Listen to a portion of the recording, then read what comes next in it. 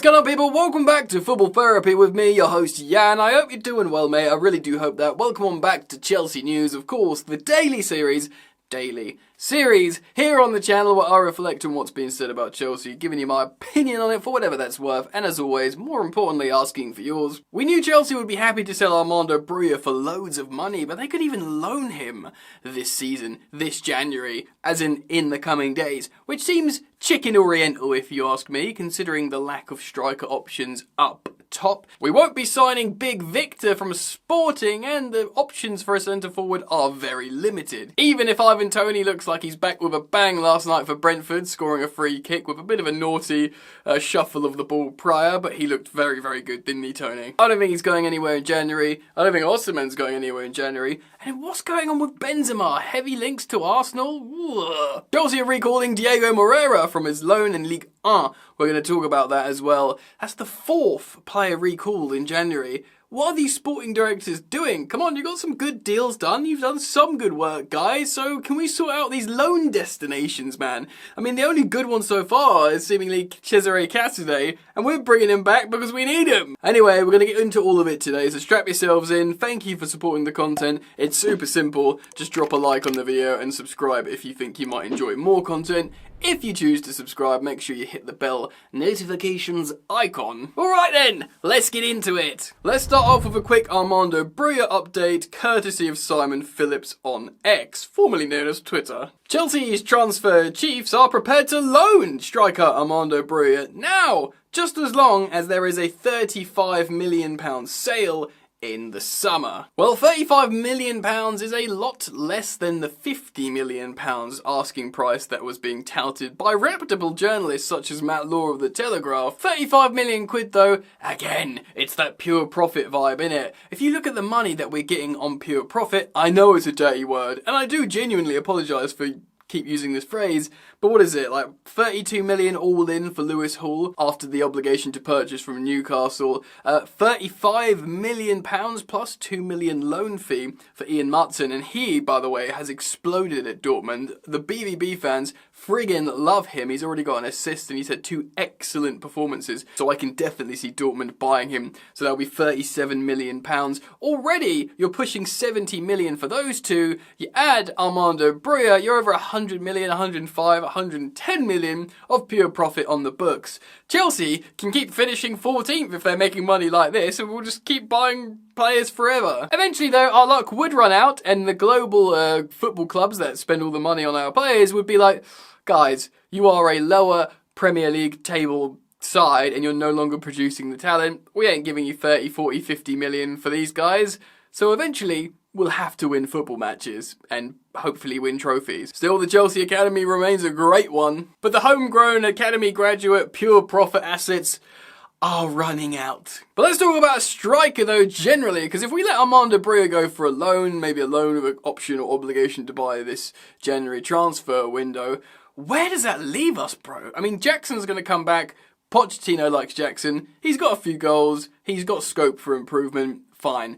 But what, and Nkunku play up front? I guess so, but we don't know when he's going to be fit. It does look like maybe he's training again, which is great, but Victor Gyökeres of Sporting isn't going to be sold in January. Fabrizio Romano confirmed as much, and Karim Benzema is a very interesting one. It's one to watch. Look, he was heavily linked with Arsenal in the last couple of days, but fortunately, transfer guru Fabrizio Romano poured cold water on that in his video today that he uploaded, saying, look, there's no links there. Of course, everyone's getting terribly excited because it's Karim Benzema. I think everyone's getting excited because of the name Karim Benzema, perhaps rather than, is he going to just be slam dunked into your Premier League side and make you better? I mean, Arsenal just scored 5 goals, so maybe they'll chill out a little bit, so we'll see what happens with them. But Karim Benzema's club out in Saudi Arabia aren't happy with him. He's not been training, he's not happy with the club. There's a certain level of disharmony there.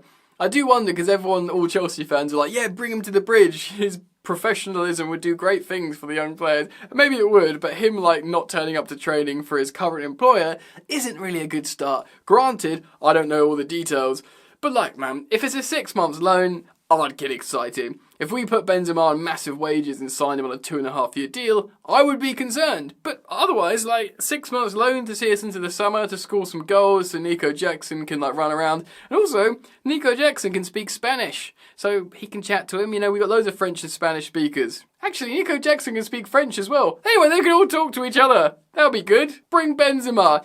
Granted, if you said to him, where do you want to join right now? Chelsea or Arsenal, there's a chance he'd want to go to Arsenal because they're just doing better than us. And of course, they're playing in the Champions League. We're not even playing in Europe. Less games for the multiple Champions League winning Frenchman. Still, he may move in this January, so it will be an interesting thing. And we know what Todd Boehly and Clearlake are like. Though we've got this Project 2030 long-term plan, they do get twitchy and excited when they hear a big, name available. Certainly that's what they wanted when they first got to Chelsea. They were like, oh, who can we sign? A marquee big name and throw loads of money into it. But then they got the sporting directors, they got the long-term planning. We stopped giving 300k a week to your Raheem Sterlings, giving loads of money to Marc Cucurella's and Koulibaly's, etc. and Aubameyangs and all these kind of players. We pumped the brakes on that, and now we're paying low wages, long contracts, and trying to protect the club financially. But like I said before, a 6 months loan for Benzema would probably still represent an exciting thing. But letting Broja go would definitely leave us short. Let me know what you think, comment down below, and let's move over and talk about this Diego Moreira recall from an article from Absolute Chelsea. Diego Moreira could return to Chelsea this month after Lyon's latest intention to terminate the loan early. The 19-year-old made the switch to the Ligue 1 side last summer, however, has failed to make a positive impression in the first half of this campaign. After featuring for Chelsea in the Carabao Cup against AFC Wimbledon on August the 30th, Moreira made the switch to Lyon, but he has only featured 9 times in all competitions. Moreira has played under 3 managers for Lyon. He was bought in under Laurent Blanc, who was replaced by Fabio Grosso in September. However, Grosso only lasted 2 months and he was succeeded by Pierre Sage in November. Chelsea have already seen David Detro Fofana, who has now joined Burnley for the rest of the season.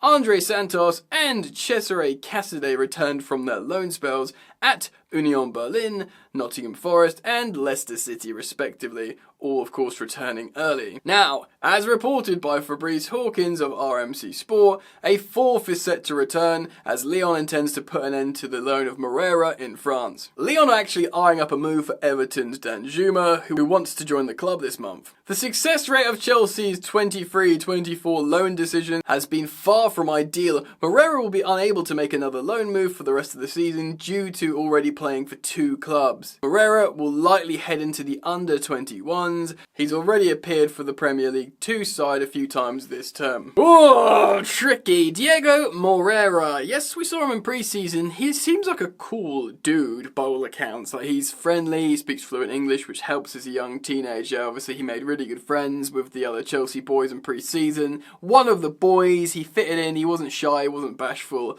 And he's clearly a good player. Chelsea saw potential in him. It was almost certainly one of their data-led signings. And no one was really overly bummed when he went on loan.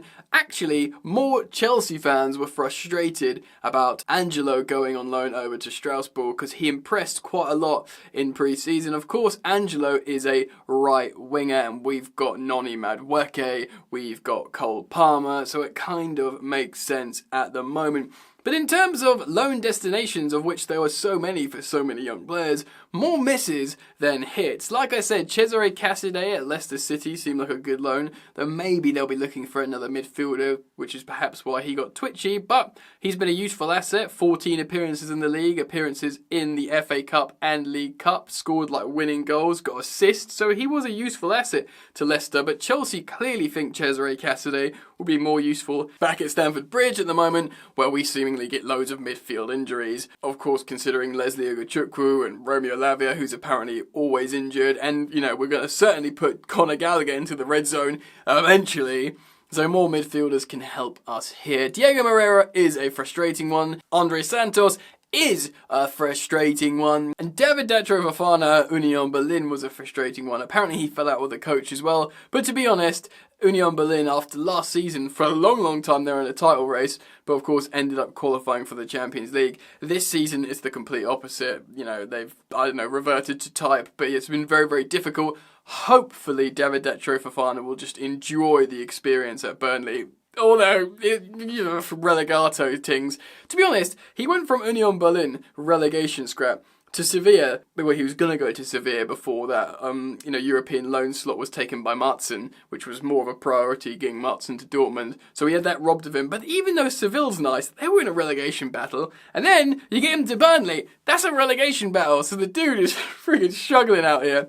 Still, it's an experience, and it's ultimately a Premier League loan, which, this young lad that we got from Mulder, it's probably still good to get him a Premier League loan. I do want to speak a little bit about Angelo Gabriel, because just how I was saying, Cesare Casadei at Leicester was a good first half of the season loan, Angelo is doing bits at Strasbourg. Check out this graphic. As you can see, in the league, he's made 17 appearances for the first half of the season. That's quite a lot in Ligue 1. And he's actually started 8 league games. He averages 49 minutes per game, so he's obviously had a lot of substitute appearance off the bench. But you got to remember, this is a young teenager who's only just touched down from Brazil. As you can see here from his heat map, he's very much a right winger, but does switch sides often. Very, very technical. And perhaps, had we been light in the right wing position, this is a player we would probably be recalling as well. But ultimately, looking at this graphic, with the minutes played, with the amount of appearances, I think it's probably a good loan in a top 5 league. Angelo's going to have a hard time making it at Chelsea, I think, purely because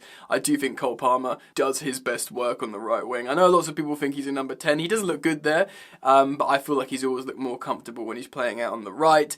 Noni Madueke does look like an asset that should stay with Chelsea and develop. He's very much just a right winger if Cole Palmer's a little bit more of a number 10.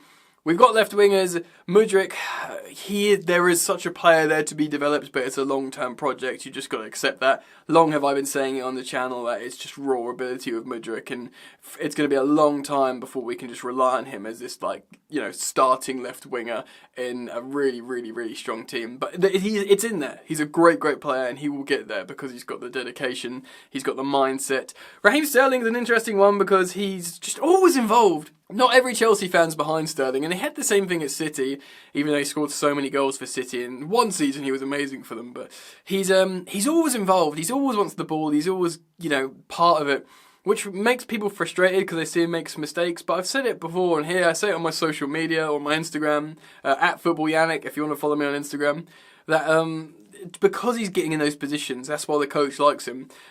Of course, he's on 300k a week, which is by far and away our most, highest paid player at Chelsea. Are we going to keep him to the end? It'll be very, very interesting to see how we feel about that, especially with the new wage structure. But he's a professional who's trying hard, and as I do believe as Chelsea will get better, Raheem Sterling will get better.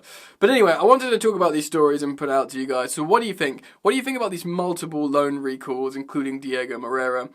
Tell me what you think in the comment section below. I look forward to reading your thoughts. And also, if we do get rid of Armando Broja in January, we just won't have any strikers because unless Benzema does come to Chelsea in the dying hours, which maybe there's a conversation about, it's really, really tough, man. So yeah, comment down below. I look forward to reading your thoughts. Thank you for liking and subscribing, and I hope to see you guys back here very soon. Take care of yourselves. Peace.